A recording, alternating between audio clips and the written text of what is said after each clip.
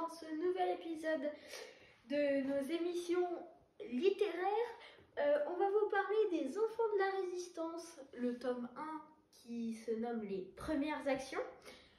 Donc en fait, Les Enfants de la Résistance, c'est une BD qui va vous conduire à Pontin-l'Écluse, donc en zone occupée pendant la Seconde Guerre mondiale.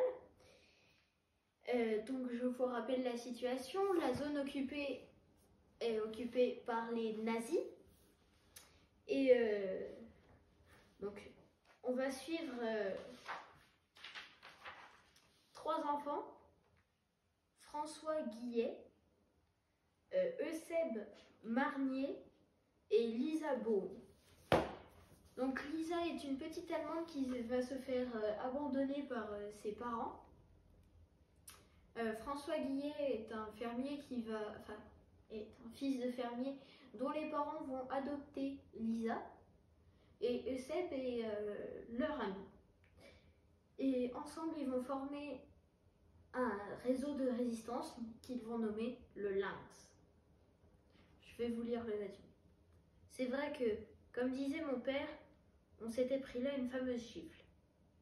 Le matin du 10 mai 40, la guerre était là. Rapidement, ce fut la débâcle. Le 22 juin, un armistice était signé avec l'Allemagne. Nous étions vaincus. C'était l'été de nos 13 ans, à mon pote Eusèbe et moi. Et nous n'étions pas prêts à nous résigner.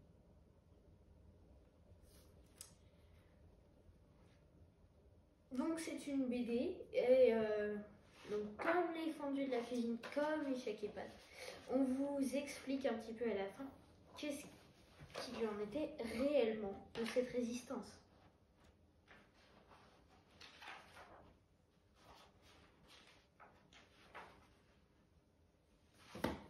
Un avis de lecteur? Moi, je vous conseille surtout de bien lire jusqu'à la fin, vu que c'est fascinant comment ils étaient traités à l'époque où les nazis occupaient les territoires français.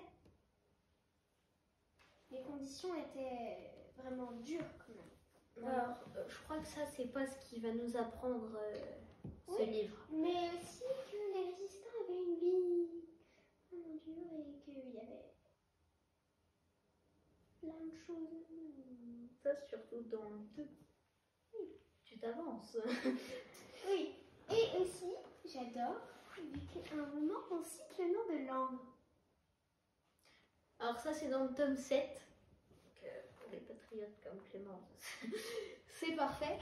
Donc en fait, vous avez 7 tomes qui ont été édités par Benoît Hers et Vincent Dugommier chez les éditions Le Lombard. Donc pour résumer, on vous recommande ce livre. Il est d'une grande beauté. Donc à demain.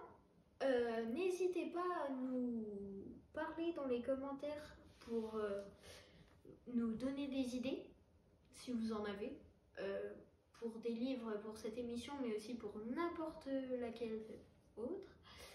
Et je pense qu'on va se quitter. Le mot de la fin? Au revoir! Et à demain.